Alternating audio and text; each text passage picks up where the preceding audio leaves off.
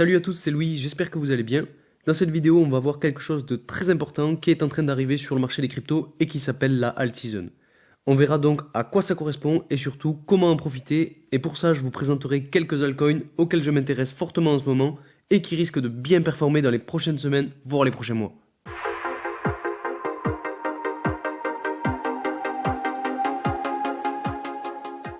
Si vous suivez l'actualité des cryptos, vous devez savoir que le Bitcoin a fait un gros pump ces derniers jours avec une poussée d'environ 89%. Et comme vous le savez, dans ce genre de gros mouvement, c'est le Bitcoin qui prend en premier toute la liquidité, donc qui pump en premier. Comme c'est le Bitcoin qui a la plus grosse capitalisation boursière, c'est vers lui que va toute la liquidité dans un premier temps. Ensuite, la crypto-monnaie qui récupère la liquidité, c'est ETH, puisque c'est la deuxième plus grosse crypto-monnaie en termes de capitalisation, mais aussi en termes de prix. Donc dans un second temps, c'est elle qui va profiter de l'élan de la vague haussière. Et enfin, ce sont les autres cryptos avec les plus faibles market cap qui vont profiter de la liquidité. Et aujourd'hui, ce qui est très intéressant, c'est qu'en termes de temporalité, ça colle parfaitement. Vous avez le Bitcoin qui a fait un joli pump et qui aujourd'hui est un petit peu en train de redescendre. Comme vous le voyez, on a le Bitcoin qui en daily est repassé dans le rouge et les altcoins qui sont à peu près tous dans le vert. Et bien sûr, on a notamment ETH qui a dépassé la barre des 2000 $, avec notamment le succès de sa mise à jour de la dernière semaine qui s'est vraiment bien passé. Et donc pour la suite, on va avoir sûrement des pumps de plusieurs altcoins en commençant par les plus grosses capitalisations boursières et en allant petit à petit vers les plus petites. Donc dans cette vidéo, on va essayer d'analyser les courbes de plusieurs altcoins auxquels je m'intéresse en ce moment et sur lesquels je compte bien recharger ces prochains jours. Avant de commencer, pour ceux qui ne me connaissent pas, je m'appelle Louis, je fais des vidéos sur toutes les thématiques qui tournent autour de la crypto-monnaie. Donc si ces thématiques vous plaisent, n'hésitez pas à vous abonner et surtout à activer la petite cloche pour ne rater aucune de mes vidéos. Je fais généralement une vidéo par semaine qui sort principalement le vendredi, mais aussi des courtes vidéos pour vous tenir informé de l'actualité du marché en temps réel. Donc n'hésitez pas à vous abonner si vous voulez suivre mon travail. Pour essayer de confirmer la bonne temporalité de cette alt season, on va aller voir la dominance du Bitcoin. Et ce qui est flagrant, c'est que comme vous pouvez le voir, la dominance du Bitcoin fluctue de façon latérale entre ces deux canaux, donc celui-ci et celui-ci. Et aujourd'hui, on est en train de voir une espèce de rechute de la dominance du Bitcoin, ce qui veut dire que les altcoins commencent à reprendre le dessus et qu'on est bien prêt à entrer dans une alt season. Et on pourrait potentiellement se dire que la dominance du Bitcoin pourrait revenir toucher le canal latéral qu'on a juste ici, et donc de laisser un peu plus de place aux autres cryptos pour remonter. Maintenant qu'on a vu ça, on va aller voir ETH sur du long terme. Donc si on prend des chandelles d'une semaine, on voit qu'on était dans une espèce de triangle qu'on peut tracer comme ceci, avec donc cette ligne de tendance pour le haut et cette ligne de tendance pour le bas. Et donc ça crée une espèce de compression du prix qui finalement a été cassée à la hausse aux alentours du 13 mars.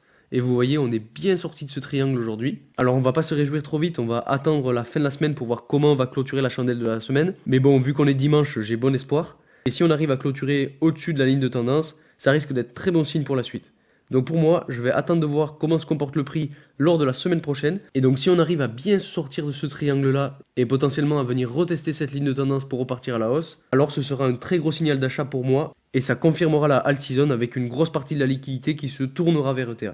Par contre, si on retourne en dessous de la ligne de tendance et qu'on retourne dans le triangle, alors là, il faudra radicalement changer de stratégie, mais je vous tiendrai au courant si c'est le cas.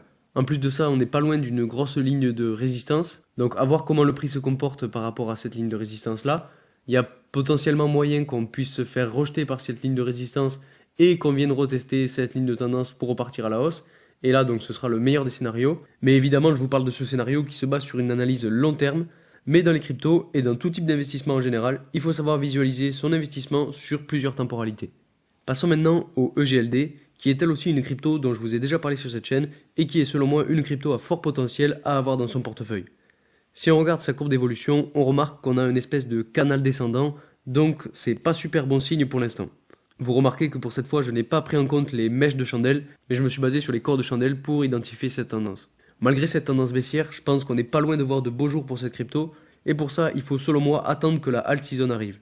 Et comme pour les autres cryptos, il faudra surveiller quand on s'approche de ces niveaux et voir si on a du volume et si le RSI est assez bas, ce qui nous permettra de nous positionner pour une potentielle poussée à la hausse. Une autre crypto que je trouve assez intéressante en ce moment, c'est VeChain et son jeton VET. C'est une crypto dont j'ai déjà parlé sur cette chaîne et qui peut être très importante à surveiller dans la future alt season. Si on regarde son graphique, la chose la plus intéressante à regarder, c'est qu'on a une énorme ligne de résistance située à environ 0,033 $, qui est juste ici, et qu'il faut arriver à casser à la hausse. Et en fait, c'est une formation qu'on a déjà vue auparavant sur la courbe, puisqu'on a un petit peu la même chose qui s'est produite avant le bull run en 2020, avec une forte latéralisation, puis une cassure à la hausse de la ligne de résistance qu'on a juste ici. Ce qui est très intéressant, c'est qu'on a eu une belle poussée à la hausse, puis un retest de cette ligne de résistance, et suite à ça, donc l'énorme pump qu'on a eu par la suite. Et donc pour en revenir à notre situation, je pense qu'on va pouvoir casser à la hausse cette ligne de résistance.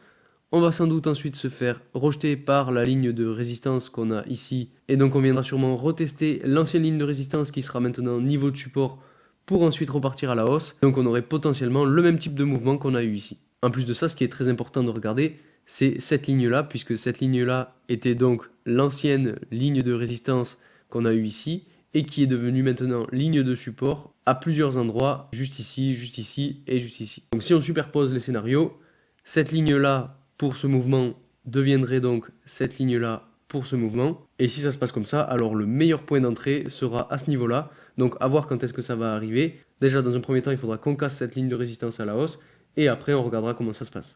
Une autre crypto dont je voulais vous parler, c'est Link. Une chose très importante à savoir sur cette crypto, c'est que son prix est en train de se faire compresser dans une espèce de canal latéral entre 5,38 et 9,52 $. Et il faut savoir qu'un jour ou l'autre, le prix va devoir se décider s'il passe au-dessus ou en dessous. Et pour moi, avec la all season qui arrive, je vois bien le prix partir à la hausse. Donc comme pour VET, il faudra d'abord avoir une cassure à la hausse de ce canal latéral pour ensuite avoir un retest et une poussée à la hausse. Et selon moi, ce sera au moment du rebond qu'il faudra se positionner. Donc pour ce qui est de la suite, on risque potentiellement d'avoir encore pendant un petit moment un peu de latéralisation dans ce canal. Et ce qu'il faudra surveiller, ce sont bien sûr les volumes et le RSI. Si on a une combinaison de beaucoup de volumes et un RSI assez bas, alors on pourra s'attendre à de la hausse et donc à casser ce canal latéral pour de bon. Passons maintenant à une autre crypto avec une formation très intéressante, c'est le LIT. Pour cette crypto, on a aussi un petit peu la même formation avec un beau triangle formé par ces deux lignes-là, donc celle-ci et celle-ci.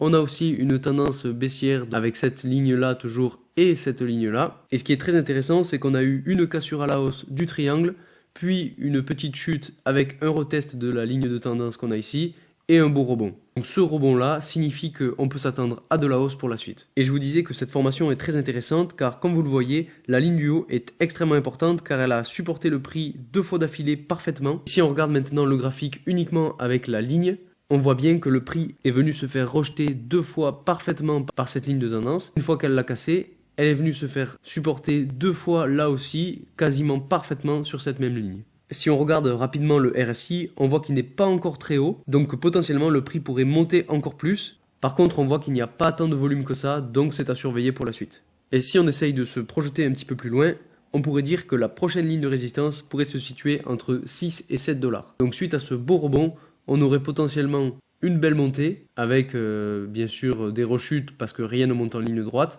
pour enfin arriver à ces niveaux-là et donc se faire potentiellement rejeter. Si on s'intéresse maintenant à la crypto-monnaie DYDX, on voit la même chose que pour LIT, sauf que là on est plus sur un canal descendant qui a été cassé à la hausse et suite à ce retest de la ligne de tendance, on a vu un joli rebond de la crypto-monnaie, ce qui est très bon signe, surtout avec la venue de la all season qui approche. En plus de ça, si vous vous mettez en vue simplement avec la ligne, pour avoir les clôtures exactes, vous voyez que c'est chirurgical, on est vraiment venu taper exactement au bon moment ces lignes, donc pour moi je vois bien le token prendre un beau pourcentage pour la suite. En plus de ça, au niveau des temporalités, on a la all season qui va arriver, donc logiquement ça devrait booster encore plus cette montée de la crypto. Et dernière chose à voir, c'est que ce beau rebond a pu être réalisé quand on a vu que le RSI était redescendu un petit peu, et qu'on avait aussi pas mal de volume. Donc à chaque fois, ces deux paramètres sont vraiment à ne pas négliger si vous voulez vous positionner.